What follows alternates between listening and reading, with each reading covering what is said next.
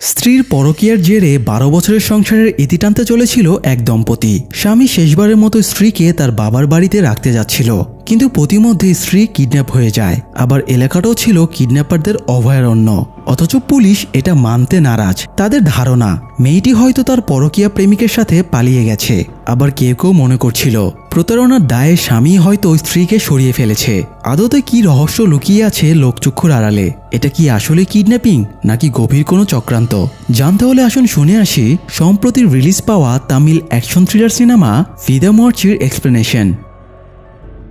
জিনিসপত্র গুছিয়ে প্রাইভেট কারে চড়ে আজারবাইজানের বাকু থেকে যাত্রা শুরু করে অর্জুন এবং কায়াল দম্পতি। বলা চলে এটাই তাদের একসাথে লাস্ট ট্রিপ, কারণ শীঘ্রই তারা 12 বছরের দাম্পত্য জীবনের ইতি টানতে চলেছে। তাই শেষবারের মতো অর্জুন কায়ালকে তার বাবার বাড়িতে রেখে আসতে যাচ্ছে। কিন্তু তাদের সম্পর্কের শুরুটা একদম অন্যরকম ছিল। খুব উৎসাহ, আনন্দ, উদ্দীপনার মধ্য দিয়েই তাদের বিয়েটা হয়েছিল। কায়াল অর্জুনের কাছে সবসময় নিজেকে পারফেক্ট রাখার চেষ্টা করত। অথচ সেই কায়ালই একদিন দুম করে অর্জুনকে বলে সে ডিভোর্স চায়। কথাটা শুনে অর্জুনের বেশ ঝাটকা লাগে। সে কায়ালকে বোঝানোর চেষ্টা করে এভাবে একটা সম্পর্ককে নষ্ট করা যায় না, তাদের আরও চিন্তাভাবনা করে দেখা উচিত। কিন্তু কায়াল বলে এখন অনেক দেরি হয়ে গেছে, তার আর পেছনে ফিরে দেখা সম্ভব না। অর্জুন বুঝতে পারছিল না কায়াল কিসের দেরি হবার কথা বলছে। তখন কায়াল বলে কিছুদিন আগে আমি তোমাকে লাভ ইউ সুইটমস লিখে একটা মেসেজ দিয়েছিলাম। সেই মেসেজটা আসলে ভুল করে তোমার কাছে চলে গিয়েছিল। মেসেজটা আমি অন্য কাউকে পাঠাতে চেয়েছিলাম। এইটুকু শুনে অর্জুন বেশ শকড হয়ে যায়। সে নিজের কানকে বিশ্বাসই করতে পারছিল না যে কায়াল কোনো পরকীয়া সম্পর্কে জড়িয়ে আছে। আজ থেকে প্রায় 12.5 বছর আগে ছুটি কাটাতে গিয়ে কায়ালের সাথে অর্জুনের দেখা হয়েছিল। প্রথম পরিচয়ে একে অপরকে ভালো লেগে যায়, সেখানেই ফোন নম্বর বিনিময় হয়। এরপরে নিজেদের মধ্যে কথা চলাচলই শুরু হয়। একজন অপরজনকে খুশি রাখার চেষ্টা চালাতে থাকে। একদিন অর্জুন কায়ালকে তার জন্মদিন কবে জিজ্ঞেস করে, কিন্তু কায়াল তার জন্ম তারিখটা বলে না। এই জন্য অর্জুন প্রতিদিন কায়ালকে হ্যাপি বার্থডে মেসেজ পাঠাতে শুরু করে। এভাবে একটানা 6 মাস 5 দিন সে মেসেজ পাঠিয়েই যায়। ষষ্ঠ দিনে কায়াল অর্জুনকে বলে তার আর জন্মদিনের শুভেচ্ছা জানিয়ে মেসেজ পাঠানোর দরকার নেই। এটা শুনে অর্জুন বুঝতে পারে আজই কায়ালের জন্মদিন। তাই এই দিনেই একটা রেস্টুরেন্টে বসে অর্জুন ওয়েডিং রিং বের করে কায়ালের সামনে রাখে। তবে অর্জুন প্রপোজ করার আগেই কায়াল বলে তাদের পরিচয় মাত্র কয়েক মাসের, এত অল্প সময়ে কাউকে পুরোপুরি চেনা যায় না। তাছাড়া অর্জুনকে সে শুধুমাত্র বন্ধু হিসেবেই দেখে। এইটুকু শুনে অর্জুন কথা ঘোরানোর জন্য বলে এই আংটিটা আসলে সে তার কলিগ মায়াকে দেবার জন্য কিনেছে। এই বলে ঘটনা সামাল দিয়ে অর্জুন চলে যায়। তখন আবার কায়ালের বেশ অনুশোচনা হয়। সে অর্জুনকে ফোন দিয়ে জিজ্ঞেস করে সে মায়াকে আংটিটা দিয়ে দিয়েছে কিনা। আদতে অর্জুনের লাইফে তো মায়া নামের কেউ ছিলই না, তাই মায়াকে আংটি দেবার প্রশ্নই আসে না। তো অর্জুন বলে আংটিটা তার কাছেই আছে। তখন কায়াল বলে আংটিটা কিন্তু আমার আঙ্গুলও বেশ ভালো ফিটিং হবে। এটা শুনে অর্জুন বুঝে যায় রিলেশনে কায়ালেরও সম্মতি আছে। তাই সেদিনই রাত 2টোর সময়ে অর্জুন বিল্ডিং টপকে কায়ালের অ্যাপার্টমেন্টের বারান্দায় উঠে আসে এবং তাকে বিয়ের প্রপোজাল দেয়। এরপরেই তাদের ধুমধামের সাথেই বিয়ে হয়ে যায়। তাদের সাংসারিক বন্ডিংও বেশ ভালোই ছিল। হাসি খুশি ছোট সংসারে কোনো কিছুরই কমতি ছিল না। বিয়ের কয়েক বছর পরে কায়াল কনসিভ করে, কিন্তু একদিন দুর্ভাগ্যবশত কায়াল পা পিছলে পড়ে যায় এবং গর্ভের বাচ্চাটা নষ্ট হয়ে যায়। ডাক্তার জানায় কায়াল আর কোনোদিনই মা হতে পারবে না। তবুও অর্জুন কায়ালের পাশে থেকে তাকে সাপোর্ট দেয়, কায়ালকে আগলে রাখার চেষ্টা করে। তবুও এই ঘটনার পর থেকে তাদের ভেতরে মানসিক দূরত্ব বাড়তে শুরু করে।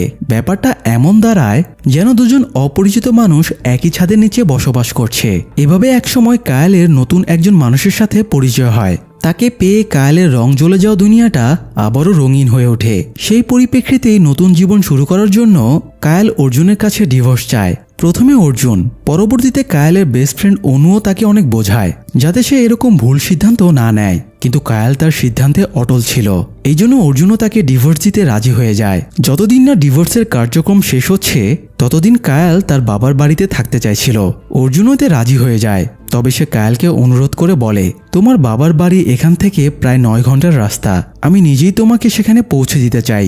এতে লাইফের শেষবারের মতো আমরা লং ড্রাইভ এনজয় করতে পারবো। কায়াল প্রথমে একটু ইতস্তত করলেও অর্জুনের শেষ ইচ্ছে হিসেবে কথাটা মেনে নেয়। তো এই জন্যই আর কি এখন অর্জুন কায়ালকে তার বাবার বাড়িতে রাখার জন্য যাচ্ছিল। যাই হোক, যাবার পথে কায়াল তেমন কোনো কথা বলছিল না। অর্জুন কায়ালের সাথে কথা বলার সুযোগ খুঁজছিল, কিন্তু কায়াল যথাসম্ভব অর্জুনকে ইগনোর করার চেষ্টা করছিল। হয় সে ফোনে কারোর সাথে গল্প করছিল, না হয় ঘুমের ভান করছিল। তবুও নীরবতা ভেঙে অর্জুন বলে, তোমার পরকীয়ার কথা গোপন রাখা উচিত ছিল, তবুও তুমি আমার কাছে কথাটা স্বীকার করেছ। এই জন্য অনেক সাহস এবং সততার প্রয়োজন। তোমার এই সততাকে আমি সম্মান করি। কায়াল কোনো উত্তর না দিয়ে শুধুমাত্র মাথা নাড়ায়। এই সময় একটা অপ্রত্যাশিত ঘটনা ঘটে যায়। একটা গাড়ি হঠাৎ অনুচিতভাবে অর্জুনের গাড়ির সামনে চলে আসে। অর্জুন প্রায় অ্যাক্সিডেন্ট করতে করতে কোনো রকমে গাড়িটা সামলে নেয় এবং দুর্ঘটনা থেকে বেঁচে যায়। কিন্তু অপর গাড়িতে থাকা লোকদের মধ্যে কোনো অনুশোচনা দেখা যায় না। উপরন্তু একজন তাদেরকে ইশারায় বাজে অঙ্গভঙ্গি দেখিয়ে চলে যায়। এরা সবাই ইয়াং ছিল, আচরণও বখাটেদের মতো ছিল, তাই অর্জুনও তাদেরকে আর আটকায় না। নিজেদের সামনে নিয়ে অর্জুন এবার একটা ফুয়েল স্টেশনে এসে গাড়ি থামায়। অর্জুন গাড়িতে ফুয়েল লোড দিচ্ছিল। তখন কায়াল পাশের একটা সুপার শপে যায়। সুপার শপে গিয়ে কায়ালের রাক্ষিত এবং দীপিকা দম্পতির সাথে পরিচয় হয়। দীপিকাও কায়ালের স্বদেশী ছিল। তাদের দুজনেরই দেশের বাড়ি তামিলনাড়ুতে। আর বিদেশের স্বদেশী কাউকে পেয়ে যাওয়া মানে ঈদের চাঁদ দেখার মতোই আনন্দদায়ক। তাই অল্প সময়ের ভেতরই কায়াল আর দীপিকার মধ্যে অনেক কথা হয়ে যায়। দীপিকা জানায় তার বাবা একজন এনজিও কর্মী ছিল, তাই 9 বছর বয়সী সে বাবার সাথে ভিয়েতনামে শিফট করে। এরপরে বেশ কয়েকটা দেশ ঘুরে আজারবাইজানে এসে সেটেল হয়েছে। কর্মজীবনে দীপিকা জেদ্দাতে আর্কিটেক্ট হিসেবে কাজ করত, আর রাক্ষিত মর্গান স্ট্যানলিতে ম্যানেজার পোস্টে চাকরি করত। কিন্তু তারা দুজনেই চাকরি ছেড়ে দিয়ে একটা ট্রাক কিনে দুবাইতে লজিস্টিক বিজনেস শুরু করে। এখন তাদের বেশ উন্নতি হয়েছে এবং ট্রাকের সংখ্যাও 3টে হয়ে গেছে। তারা স্বামী স্ত্রী দুজনেই ব্যবসার 50-50 পার্টনার। দুজনেই কাজের প্রতি সমান এফোর্ট দেয় বলা চলে। এই জন্যই দুজনের ম্যারেজ লাইফ এখনও সুন্দরভাবে টিকে আছে। যাই হোক, এদিকে অর্জুন ফুয়েল লোড করা শেষ করে গাড়ির ইঞ্জিনে মোবিল ঢালছিল। তখন সেখানে রাস্তার ওই বখাটেগুলো আবার চলে আসে। বয়সে ওরা সবাই বেশ ইয়াং ছিল। মাইকেল নামের একজন অর্জুনের কাছে এগিয়ে আসে এবং অর্জুনের লেটেস্ট মডেলের গাড়িটার বেশ প্রশংসা করে। সেই সাথে সতর্ক করে দিয়ে বলে, গাড়িতে একটা সিবি রেডিও থাকা উচিত ছিল, কারণ এই এলাকায় মোবাইল নেটওয়ার্ক পাওয়া যায় না। এই জন্য বিপদে পড়লে সবার আগে সিবি রেডিওর প্রয়োজন হয়। এই মাইকেলই রাস্তায় অর্জুনকে বাজে অঙ্গভঙ্গি দেখিয়েছিল, তাই অর্জুন তাকে এড়িয়ে যাবার চেষ্টা করছিল। অথচ মাইকেল যেচে এসে অর্জুনের সাথে ঝামেলা বাঁধাতে চাইছিল। ব্যাপারটা বুঝতে পেরে অর্জুন তার সাথে সমঝোতা করে নেয় এবং বলে, রাস্তায় যেটা হয়েছিল সেটা অনাকাঙ্ক্ষিত, সেখানে দুজনেরই ভুল ছিল। তবু অর্জুন ক্ষমা চেয়ে সেখান থেকে কেটে পড়ার চেষ্টা করে, কারণ সে কোনো ঝামেলা চায় না। একটু পরে কায়াল বেরিয়ে আসলে অর্জুন তাকে গাড়িতে তুলে নিয়ে সেখান থেকে বেরিয়ে পড়ে। কিছুক্ষণ যাবার পরে কায়ালের হঠাৎ পেটের ভেতরে গুড়মুড় শুরু হয়। হয়তো তার ফুড পয়জনিং হয়েছিল, এই জন্য সে বেশ অস্বস্তি বোধ করছিল। এরই মধ্যে আবার তাদের গাড়ির ইঞ্জিন অফ হয়ে যায়। অর্জুন কি সমস্যা দেখার জন্য নেমে আসে এবং ইঞ্জিন চেক করে। কায়ালও গাড়ি থেকে নেমে আসে। অর্জুন ইঞ্জিনে কোনো সমস্যাই দেখতে পাচ্ছিল না। এই সময় আবারও বখাটেগুলো তাদের পাশ দিয়ে সাই করে বেরিয়ে যায় আর তাদের ক্রস করার সময়ে একটা কাচের বোতল ছুঁড়ে মারে। যদিও অর্জুন বা কায়াল কেউই আহত হয় না, তবে কায়াল বেশ ঘাবড়ে যায়। বখাটেগুলো কিছু দূর চলে যাবার পরে আবারও গাড়ি ঘুরিয়ে তাদের দিকে আসতে থাকে, তবে কিছুটা দূরত্ব রেখে তারা গাড়িটা থামিয়ে দেয়। এবার অর্জুন আর কায়াল দুজনেই কিছুটা বিচলিত হয়ে পড়ে, কারণ বখাটেগুলো নেশা করেছিল, তাই তাদের মধ্যে স্বাভাবিক জ্ঞান নেই। তারা এই অবস্থায় যে কোনো অপরাধ অবলীলায় করে ফেলতে পারবে। এ সময় কায়াল খেয়াল করে পেছন থেকে একটা ট্রাক এদিকেই আসছে। ট্রাকটা দেখতেই কায়াল চিনতে পারে এটা রাক্ষিত এবং দীপিকার ট্রাক। সে ট্রাকটা থামানোর সিগন্যাল দেয়। কাছাকাছি এসে রাক্ষিত ট্রাক থামিয়ে দেয় এবং দুজনে বেরিয়ে আসে। কায়াল অর্জুনের সাথে তাদের পরিচয় করিয়ে দিয়ে বলে তাদের গাড়িটা নষ্ট হয়ে গেছে। রাক্ষিত গাড়িটা দেখে বলে পুরনো গাড়ি হলে সে সারিয়ে দিতে পারত, কিন্তু এটা লেটেস্ট মডেলের গাড়ি। এই গাড়ির ব্যাপারে তার কোনো ধারণা নেই। অর্জুন সাহায্য চাওয়ার জন্য রাক্ষিতের ট্রাকের সিবি রেডিওটা ইউজ করতে চায়, কিন্তু রাক্ষিত জানায় সকাল থেকে তার রেডিওটা কাজ করছে না। সে যাবার পথে একটা গ্যারেজ থেকে রেডিওটা সারিয়ে নেবে। অর্জুন জিজ্ঞেস করে এই গ্যারেজটা কত দূরে। রাক্ষিত জানায় এটা প্রায় 96 কিলোমিটার দূরে। এত দূরে তো তারা গাড়িটা ঠেলে বা টেনে নিয়ে যেতে পারবে না, তাই অর্জুন বেশ মুশকিলে পড়ে যায়। আবার কায়াল বখাটেগুলোর জন্য এখানে থাকতেও ভয় পাচ্ছিল। সে বখাটেগুলোর দিকে রাক্ষিত এবং দীপিকার দৃষ্টি আকর্ষণ করে। এই সময় বখাটেরা কি মনে করে সেখান থেকে আবারও গাড়ি ঘুরিয়ে চলে যায়। এতে তারা বেশ স্বস্তি পায়, কিন্তু কায়ালের পেটের ব্যথা বেড়েই যাচ্ছিল। তাই দীপিকা এবং রাক্ষিত বলে কিছুটা এগিয়ে গেলে জাব্বার নামের একটা ক্যাফে পাওয়া যাবে। কায়াল চাইলে তাদের সাথে যেতে পারে। তারা কায়ালকে ক্যাফেতে ড্রপ করে দেবে। সেখানে গিয়ে কায়াল ওয়াশরুমে গিয়ে ফ্রেশ হতে পারবে। আবার ক্যাফেতে থাকা ল্যান্ডলাইন থেকে মেকানিককে ফোন করে ডেকেও আনতে পারবে। এই বুদ্ধিটা তাদের ভালো লাগে। অর্জুনও তাদের সাথে যেতে চাইছিল। এছাড়া অর্জুনের গাড়িতে কিছু লাগেজ এবং জিনিসপত্র ছিল। এগুলো তো আর বেহাল গাড়িতে ফেলে রেখে যাওয়া যায় না, এই জন্য সেগুলো অর্জুন সাথে নিতে চায়। কিন্তু রাশিদ বলে তার ট্রাক ফুল লোডেড, সেখানে লাগেজ রাখার জায়গা নেই। এই জন্য অর্জুন বাধ্য হয়ে তাদের সাথে না গিয়ে গাড়ির কাছেই অপেক্ষা করতে থাকে। আর কায়েল ওদের সাথে ট্রাকে উঠে চলে যায়। বেশ কিছুক্ষণ একা একা অপেক্ষা করার পরে অর্জুন বেশ বিরক্ত হয়ে যায়, তাই সে আবারও গাড়ির ইঞ্জিনটা চেক করতে থাকে। তখন সে হঠাৎ নোটিশ করে ইঞ্জিনের একটা প্লাগ খোলা। সে প্লাগটা লাগিয়ে দিতেই গাড়িটা স্বাভাবিকভাবেই স্টার্ট নিয়ে নেয়। তাই অর্জুন এবার গাড়ি নিয়ে সোজা জাব্বার ক্যাফেতে চলে যায়। এরপরে ভেতরে ঢুকে কায়েলের বর্ণনা দিয়ে বারটেন্ডারকে জিজ্ঞেস করে তার স্ত্রী কোথায় বসেছে। বারটেন্ডার ইংরেজি বুঝতো না, সেখানে একটা ছেলে ড্রিঙ্ক করতে এসেছিল। সে কিছুটা ইংরেজি বুঝতো, তাই সে লোকাল ভাষায় বারটেন্ডারকে কথাটা বুঝিয়ে বলে। কিন্তু বারটেন্ডার জানায় এরকম কেউ তার ক্যাফেতে আসেনি। এটা শুনে অর্জুন মোবাইল থেকে কায়েলের একটা ফটো বের করে দেখায়। এবারও বারটেন্ডার বলে কায়েল এখানে আসেনি। সে ক্যাফেতে আসা কাস্টমারদেরকেও কায়েলের কথা জিজ্ঞেস করে, কিন্তু সবাই একই উত্তর দেয়, কায়েলকে তারা দেখেনি। অর্জুন হতাশ হয়ে বাইরে বেরিয়ে যায় এবং খেয়াল করে একটা সিসি ক্যামেরা লাগানো আছে। তাই সে আবারও ক্যাফেতে ঢুকে সিসি ক্যামেরার ফুটেজের ব্যাপারে জিজ্ঞেস করে, কিন্তু বারটেন্ডার জানায় 2 মাস ধরে ক্যামেরাটা নষ্ট হয়ে আছে। অর্জুন আবারও হতাশ হয়। অর্জুন জানতে পারে পরবর্তী শহর এখান থেকে 40 কিলোমিটার দূরে। অর্জুন কায়েলকে সেখানে গিয়ে খোঁজার সিদ্ধান্ত নেয়, তবে যাবার আগে তাদের অনুরোধ করে বলে যদি তার স্ত্রী এখানে আসে তবে যেন সে তার জন্য অপেক্ষা করে। এই বলে অর্জুন বেরিয়ে যায়। বেশ কিছুটা যাবার পরে সে রাক্ষিতের ট্রাকটা দেখতে পায়। সে দ্রুত ট্রাকের পেছনে গিয়ে ট্রাকটা থামানোর সিগন্যাল দেয়, কিন্তু রাক্ষিত ট্রাক থামায় না। তাই অর্জুন এবার ট্রাকের পাশে চলে আসে এবং রাক্ষিতকে নাম ধরে ডেকে ট্রাকটা থামাতে বলে। এবারও রাক্ষিত ট্রাক থামায় না, উল্টো সে এমন ভান ধরে যেন সে অর্জুনকে চেনেই না। তাই অর্জুন এবার রাক্ষিতের ট্রাকের সামনে চলে গিয়ে গাড়ি থামিয়ে রাস্তা ব্লক করে দেয়। এবার রাক্ষিত ট্রাক থামিয়ে ভেতর থেকে নেমে আসে। অর্জুন রাক্ষিতকে জিজ্ঞেস করে কায়েল কোথায়, কিন্তু রাক্ষিত বলে রাক্ষিত কায়েল এরা কারা, এদেরকে আমি চিনি না। অর্জুন এবার বেশ ক্ষেপে যায় আর বলে রাস্তায় তাদের দেখা হয়েছিল, রাক্ষিতের সাথে তার স্ত্রী দীপিকাও ছিল। এবার রাক্ষিত সব অস্বীকার করে বলে সে দীপিকা নামেরও কাউকে চেনে না। অর্জুনের ধৈর্যের বাঁধ ভেঙে যাচ্ছিল। এ সময় হঠাৎ ট্রাকের রেডিওটা বেজে ওঠে। এটা দেখে অর্জুন আরো রেগে যায় এবং বলে তখন না বললা তোমার রেডিও নষ্ট, তাহলে এখন এটা কাজ করছে কিভাবে? তখনই আবার একটা পুলিশের জিপ আসতে দেখে অর্জুন জিপটা থামায় এবং অফিসারকে ডেকে এনে পুরো ঘটনা খুলে বলে। অফিসার রাশিদকে এই ব্যাপারে জিজ্ঞেস করলে রাশিদ আবারও অস্বীকার করে বলে এই লোকটা মনে হয় পাবনা ফেরত পাগল, না হলে কেউ তার নিজের বউকে অন্যের সাথে কেন পাঠাবে। অর্জুন বলে রাশিদের সাথে তার স্ত্রীও ছিল, তাছাড়া সে মেয়েটিও ইন্ডিয়ান ছিল। এই জন্যই অর্জুন ভরসা করে কায়েলকে তাদের সাথে ছেড়েছিল। রাশিদ বলে সে ট্রাকে মাল লোড করতে যাচ্ছে, এই সময় সে কেনই বা নিজের স্ত্রীকে সাথে নিয়ে যাবে। অর্জুন রাগ কন্ট্রোল করতে না পেরে রাশিদের কলা চেপে ধরে। অফিসার তাদেরকে থামায় এবং নিরাপত্তার স্বার্থে রাশিদের ট্রাকটা সার্চ করে, কিন্তু ট্রাকে সন্দেহজনক কিছুই পাওয়া যায় না। এমনকি ট্রাকের কন্টেনারটাও সম্পূর্ণ ফাঁকা ছিল।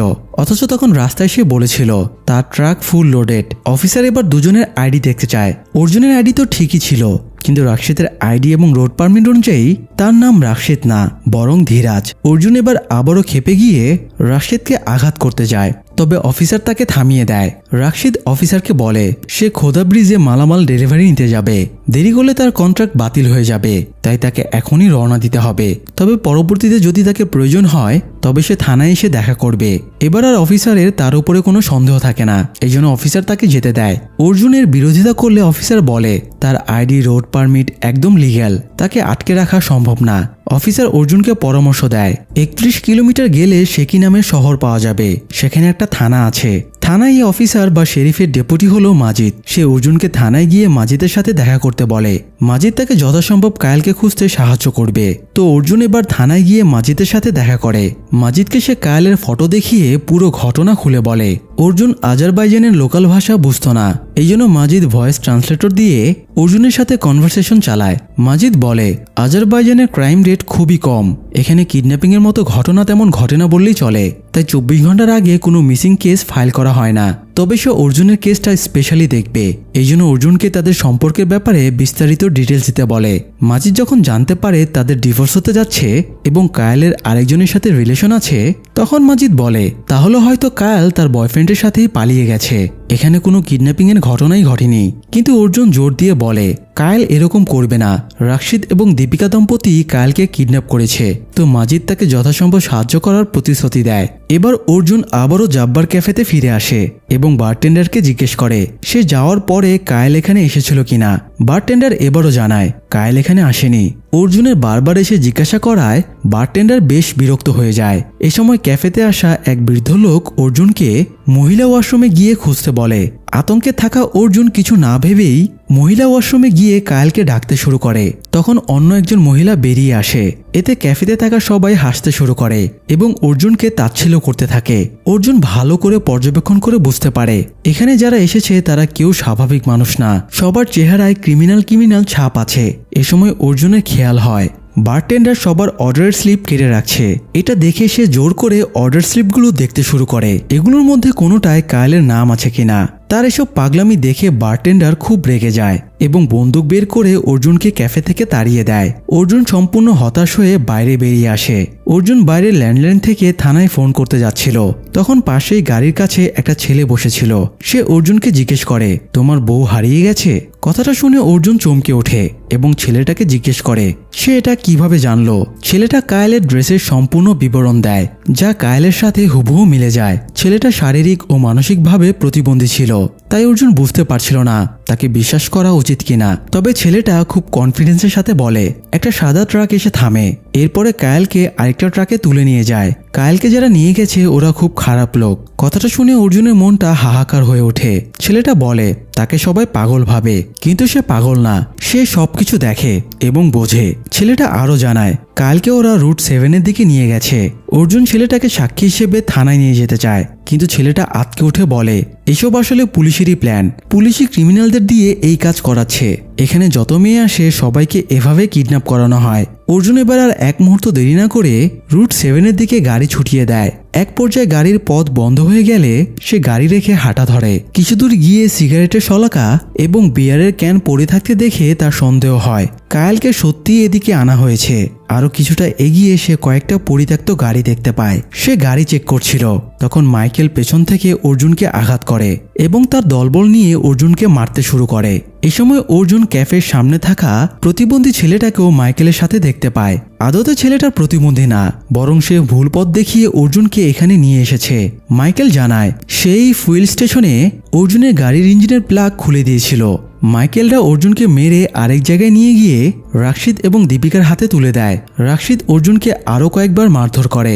তখন গাড়ির ভেতর থেকে দীপিকা বেরিয়ে এসে অর্জুনকে প্রাণে মেরে ফেলতে বলে। অর্জুন অসহায় দৃষ্টিতে দীপিকাকে জিজ্ঞেস করে তুমি এরকম কেন করলে? আমি এবং কায়েল দুজনেই তোমাকে ভরসা করেছিলাম, অথচ তুমি আমাদের সাথে এরকম করলে। দীপিকা এগিয়ে এসে হাসতে হাসতে বলে তারা এসব কায়েলের নির্দেশই করেছে। অর্জুনকে ফাঁসানোর পুরো প্ল্যান কায়েলেরই ছিল। অর্জুনের খেয়াল হয় বাড়ি থেকে বের হবার সময় থেকেই কায়েল বিভিন্ন সময়ে বিভিন্ন অজুহাতে কারোর সাথে ফোনে কথা বলছিল। তার মনে হয় কায়েল হয়তো এদের সাথেই যোগাযোগ করছিল। এটা ভেবে অর্জুনের মনটা খুব খারাপ হয়ে যায়। তো রাশিদ এবার অর্জুনের উপরে গুলি চালায়, তবে সে ইচ্ছে করেই টার্গেট মিস করে। ফলে গুলিটা অর্জুনের মাথার পাশ ঘেঁষে পেছনের গাড়িতে গিয়ে বিঁধে। রাশিদ অর্জুনকে জিজ্ঞেস করে কি এমন সমস্যা ছিল তাদের মধ্যে যার কারণে নিজের স্ত্রী তাকে খুন করতে চাইছে। দীপিকাও আরেকটু উস্কে দিয়ে বলে কায়েলের বয়ফ্রেন্ড অনেক ইয়াং, এছাড়া তার টাকা পয়সাও অনেক বেশি। এই জন্য কায়েলের বয়ফ্রেন্ড অর্জুনকে কায়েলের জীবন থেকে সরিয়ে দিতে তাদেরকে টাকা দিয়ে হায়ার করেছে, যাতে তারা অর্জুনকে খুন করে ফেলে। কিন্তু অর্জুন এখনো বিশ্বাস করতে পারছিল না কায়েল তাকে খুনের প্ল্যান করতে পারে। এখনো অর্জুনের কায়েলের প্রতি এতটা বিশ্বাস আছে দেখে দীপিকা বেশ অবাক হয়। সে অর্জুনের মনটা বিষিয়ে দিয়ে বলে তোমার স্ত্রী তোমার সাথে এতটা বেইমানি করলো, অথচ এখনো তুমি ওর জন্য ভাবছো। তোমাকে মারার জন্য কায়েলের বয়ফ্রেন্ড আমাদের অনেক টাকা দিয়েছে। এখন তুমি যদি আমাদেরকে সেই তুলনায় ডাবল টাকা দাও তাহলে আমরা ওদের দুজনকে মেরে ফেলবো। এরকম একজন মহিলার বেঁচে থাকার কোনো অধিকার নেই। এভাবে ডিল করতে দেখে অর্জুন বেশ অবাক হয় এবং দীপিকাকে জিজ্ঞেস করে তোমরা আসলে কারা? দীপিকা জানায় প্রায় বছর দশক আগে সে তার রুমমেটকে খুন করে ফেলেছিল। আসলে তার অ্যান্টিসোশ্যাল ডিসঅর্ডার রোগ ছিল। সে সহজেই যে কাউকে ম্যানিপুলেট করে ফেলতে পারত। সে তার রুমমেটকে এমনভাবে ম্যানিপুলেট করেছিল যে তার রুমমেট নিজেই নিজের গলা কেটে আত্মহত্যা করেছিল। এরপরে দীপিকাকে গ্রেপ্তার করা হয়। জিজ্ঞাসাবাদে দীপিকা বলেছিল তার বোর লাগছিল, এই জন্য মজার ছলে সে এই কাজটা করেছে। খুনের পরেও তার ভেতরে কোনো অনুশোচনা, কোনো উদ্বেগ কিছুই ছিল না।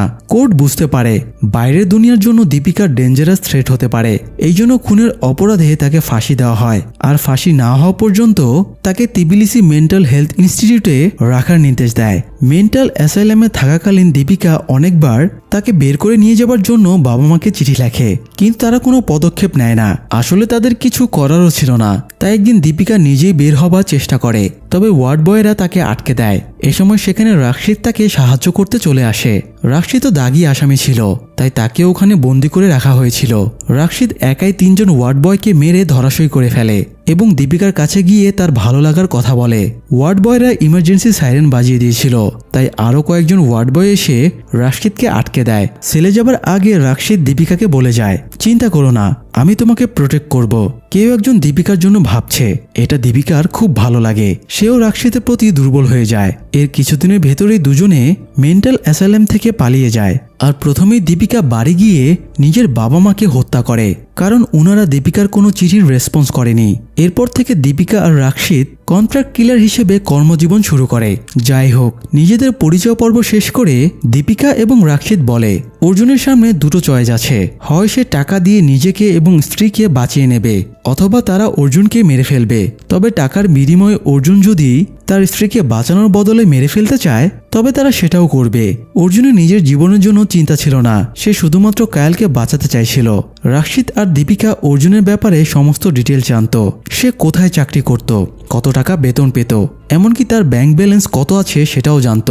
তাই তারা অর্জুনের কাছে 16 লাখ মানাত মানে 8 কোটি রুপি দাবি করে। অর্জুন কায়ালের কথা ভেবে তাদের টাকা দিতে রাজি হয়। তখন রাশিদ পাহাড়ের ওপর থেকে দূরবীন দিয়ে অর্জুনকে জিজি শহরের জিজি কমার্স ব্যাংক দেখায়। রাশিদ অর্জুনকে বলে, তুমি সোজা ব্যাংক ম্যানেজারের কাছে যাবে এবং বলবে সে যেন তোমার বাকু ব্রাঞ্চে থাকা 8 কোটি টাকা এক্সপ্রেস ট্রান্সফারের মাধ্যমে জিজি ব্রাঞ্চে ট্রান্সফার করে আর ক্যাশ টাকাটা দিয়ে দেয়। অর্জুন বলে সে আগে শিওর হতে চায় কায়াল ঠিক আছে কিনা। কথাটা শুনে রাশিদ আর মাইকেল দুজনে আবার অর্জুনকে মারতে শুরু করে এবং বলে শর্ত দেবার মতো পজিশনে অর্জুন নেই। তারা ব্যাংকে পৌঁছানোর জন্য অর্জুনকে 45 মিনিট সময় দেয়। অর্জুনও ব্যাংকের দিকে দৌড়াতে শুরু করে। এদিকে দীপিকা এবার তাদের গোডাউনে চলে যায়। সেখানেই তারা কায়ালকে আটকে রেখেছে। আসলে তারা এতক্ষণ কায়ালের নামে অর্জুনকে যেসব কথা বলেছিল তার সবটাই মিথ্যা। তারা অনেকদিন ধরেই অর্জুন এবং কায়ালকে টার্গেট বানিয়ে রেখেছিল এবং তাদের ফাঁসিয়ে টাকা হাতানোর প্ল্যান করেছিল। তো এবার দীপিকা কায়ালের কাছে এসে বলে, তুমি নিজের স্বামীর সাথে যে প্রতারণা করেছো এটা কোনো পুরুষই মেনে নেবে না। কারো স্ত্রী যদি অন্য কারোর সাথে পরকীয়া করে তাহলে সেটা স্বামীর জন্য কতটা কষ্টকর সেটা ভাষায় প্রকাশ করা সম্ভব না। দীপিকা তার ব্যাপারে এত কিছু কিভাবে জানলো এটা ভেবে কায়াল বেশ অবাক হয়ে যায়। তাকে অবাক হতে দেখে দীপিকা বলে, আমি তোমার ব্যাপারে সবকিছু জানি আর আমি এসব জানতে পেরেছি তোমার বেস্ট ফ্রেন্ড অনুর কাছ থেকে। অনুর নির্দেশে গত 1 সপ্তাহ ধরে তোমাকে মারার প্ল্যান করা হচ্ছে। এরপরে দীপিকা ব্যাপারটা খোলাসা করে বলে, সপ্তাহ 2 আগে অনু কায়ালের বাড়িতে কায়ালের মাইক্রোওয়েভ ফিরিয়ে দিতে গিয়েছিল। কায়াল সেদিন বাড়িতে ছিল না, অর্জুন একাই বাড়িতে ছিল। তো অনু আর অর্জুন কায়ালের পরকীয়া নিয়ে কথা বলছিল। অর্জুন এটা নিয়ে খুবই আপসেট হয়ে পড়ে। তখন অর্জুনের অসহায়ত্বের সুযোগ নিয়ে তাকে সিম্পেথি দেওয়ার সোর্সে অনু তার কাছাকাছি চলে আসে। এই ঘটনার পরে অনুর মনে অর্জুনের জন্য কামনা জন্মে। সে অর্জুনকে নিজের করে পেতে চায়। এই জন্য সে দীপিকা এবং রাশিদকে হায়ার করেছে যাতে তারা কায়ালকে অর্জুনের জীবন থেকে পুরোপুরি সরিয়ে দেয়। তো অনু এবং অর্জুনকে নিয়ে আরো কিছু আজে বাজে কথা বলে দীপিকা কায়ালের মনটা বিষিয়ে দেবার চেষ্টা করে। তারপরে সে কায়ালকে অফার দেয় অনু কায়ালকে মারার জন্য 16 লাখ মানাত দিচ্ছে, তবে কায়াল যদি তার বয়ফ্রেন্ডের কাছ থেকে 20 লাখ মানাত ম্যানেজ করে দেয় তাহলে তারা কায়ালকে ছেড়ে দেবে এবং অনু আর অর্জুনকে মেরে ফেলবে। এতে কায়াল নিজের বয়ফ্রেন্ডের সাথে সুন্দরভাবে জীবন শুরু করতে পারবে। কিন্তু কায়ালের বিশ্বাস হচ্ছিল না অর্জুন তাকে মারার প্ল্যান করতে পারে। কায়াল স্পষ্টভাবে বলে সে অর্জুনের সাথে 12 বছর সংসার করেছে, তাই সে অর্জুনকে ভালো করে চেনে। সে খুবই ভালো মানুষ, সে কখনোই তাকে খুন করতে চাইবে না। কায়াল দীপিকাকে মনস্টার বলে গালি দেয়। এটা শুনে দীপিকা তাচ্ছিল্য করে বলে, অর্জুন যদি ভালো মানুষই হয় তাহলে তাকে রেখে আবার পরকীয়া কেন করলে? আমি মনস্টার হলেও তোমার মতো বিশ্বাসঘাতক না। আমি তোমার মতো আমার হাজবেন্ডকে ঠকিয়ে অন্য কারোর সাথে পরকীয়াতে জড়াইনি। কথাগুলো শুনে কায়াল চুপ করে যায়। দীপিকা বুঝতে পারে কায়াল তাদের লস প্রজেক্ট, তার কাছ থেকে টাকা আদায় করা যাবে না। সে অনু আর অর্জুনকে জড়িয়ে এতক্ষণ যে মিথ্যা গল্পটা শোনালো তার পুরোটাই বৃথা।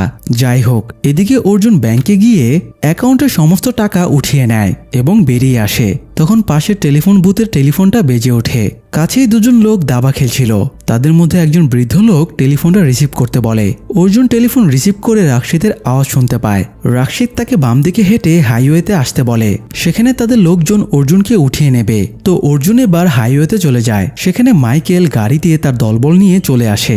তারা অর্জুনের কাছে টাকার ব্যাগটা চাইলে অর্জুন কায়েলকে না দেখা পর্যন্ত ব্যাগ দেবে না জানায়। তাই তারা অর্জুনকে মেরে গাড়িতে তুলে বেঁধে রাখে।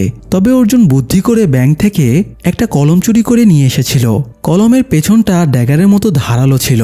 সে কলমটা দিয়ে হাতের বাঁধন কেটে ফেলে এবং গাড়িতে থাকা তিনজনের সাথেই তার হাতাহাতি শুরু হয়ে যায়। অনেকক্ষণ হাতাহাতি চলার পরে এক পর্যায়ে অর্জুন মাইকেলের গানটা কেড়ে নিয়ে তাদের হাতে পায়ে গুলি করে আহত করে। অর্জুন এবার মাইকেলকে গাড়ির সিটের সাথে বেঁধে নেয় এবং যাবার সময় তাকে বারবার জিজ্ঞেস করে কায়েল কোথায়, কিন্তু মাইকেল কোনো উত্তর দেয় না। অর্জুন মাইকেলকে বিভিন্ন রকমের টর্চার করতে থাকে, তবুও সে মুখ খোলে না। এরই মধ্যে সেই পুলিশ অফিসার অর্জুনের গাড়ির সামনে চলে আসে। অফিসার তাকে গাড়ি থামানোর নির্দেশ দেয়। অর্জুন গাড়ি থামিয়ে নেমে এসে অফিসারকে বলে সে কিডন্যাপারকে ধরে গাড়িতে আটকে রেখেছে, কিন্তু অর্জুনের হাতে গান থাকায় অফিসার তাকে বিশ্বাস করছিল না। অফিসার অর্জুনের সাথে ডিল করছিল। সেই সুযোগে মাইকেল নিজের বাঁধন খুলে বেরিয়ে আসে এবং তার কাছে লুকিয়ে রাখা আরেকটা গান দিয়ে অফিসারের উপরে গুলি চালায়। যদিও অর্জুন রাস্তা থেকে পাহাড়ের ঢালুতে গড়িয়ে নিচে চলে যায় এবং মাইকেলের হাত থেকে বেঁচে যায়। মাইকেল দ্রুত গাড়ি নিয়ে সেখান থেকে চলে যায়। তারপরে অর্জুন আবার উঠে আসে এবং চেক করে দেখে অফিসার এখনো বেঁচে আছে। সে পুলিশ জিপের রেডিও থেকে অ্যাম্বুলেন্সে ফোন করে অফিসারের জন্য সাহায্য চায়। এরপরে পুলিশের জিপটা নিয়ে কায়েলকে খুঁজতে বেরিয়ে পড়ে। যাবার পথে একটা ট্রান্সপোর্ট অফিসে অর্জুন রাশিদের সাদা ট্রাকটা দেখতে পায়। এই জন্য ট্রাকে কিছু পাওয়া যায় কিনা চেক করতে সে ওখানে চলে যায়। এদিকে মাইকেল নিজেদের ডেরাতে ফিরে এসে রাশিদকে টাকাগুলো দেয় এবং পথে ঘটে যাওয়া ঘটনার ব্যাপারে জানায়। যেহেতু মাইকেল একজন পুলিশ অফিসারকে গুলি করেছে, তাই তারা দ্রুত এই জায়গাটা থেকে পালিয়ে যাবার প্রস্তুতি নিতে থাকে। অন্যদিকে অর্জুন ট্রাকে কিছু খুঁজে না পেলেও সেই বৃদ্ধকে দেখতে পায় যে ব্যাংকের সামনে বসেছিল এবং তাকে রাশিদের টেলিফোনটা রিসিভ করতে বলেছিল। অর্জুন বুঝে যায় এই লোকটা রাশিদের সাথে জড়িত, তাই লোকটাকে ফলো করে সে তার বাড়িতে যায় এবং মারধর করে জিজ্ঞেস করে রাশিদ কোথায়।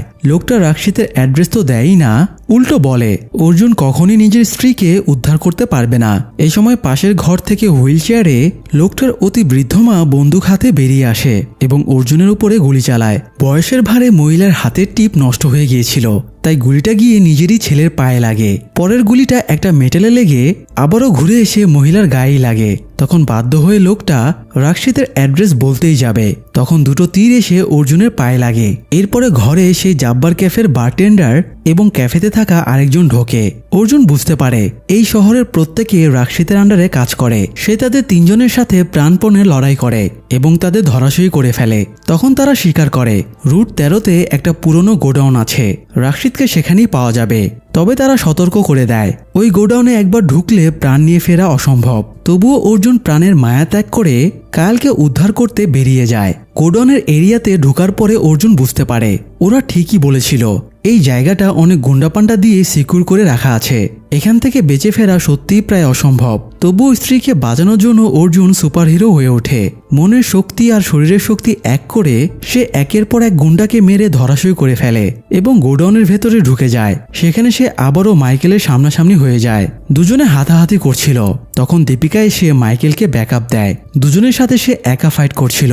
হঠাৎ মাইকেল একটা গ্রাইন্ডিং ডিস্কের উপরে পড়ে গিয়ে গলা কেটে মরে যায়। এরপরে দীপিকার সাথে হাতাহাতির এক পর্যায়ে দীপিকা উপরের তলা থেকে নিচে একটা অ্যাসিডের কন্টেনারের ভেতরে পড়ে যায়। রাশিদ বেরিয়ে এসে তার চোখের সামনেই দীপিকাকে ছটফট করে মরে যেতে দেখে। রাশিদ এমনিতেই ভায়োলেন্ট, দীপিকার মৃত্যু তাকে আবারও ভায়োলেন্ট করে তোলে। দুনিয়ার সব মানুষ রাশিদকে ঘৃণা করত, সেও সবাইকে ঘৃণা করত। কিন্তু দীপিকার সাথে দেখা হবার পরেই সে প্রথমবারের মতো ভালোবাসা কি সেটা ফিল করতে পেরেছিল। সমগ্র দুনিয়ায় একমাত্র দীপিকাই তাকে ভালোবেসেছিল। রাশিদ এই অ্যাসিডের কন্টেনারগুলো ভিকটিমদের লাশ গলিয়ে প্রমাণ লোপাট করতে ইউজ করত।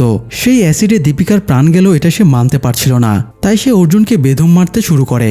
অনেক মার খাবার পরেও অর্জুন তার সাথে ফাইট চালিয়ে যায়। এক পর্যায়ে অর্জুন একটা শেকলের আংটা রাশিদের পিঠে ঢুকিয়ে দেয় এবং তাকে উপরে টেনে তুলে ধরে।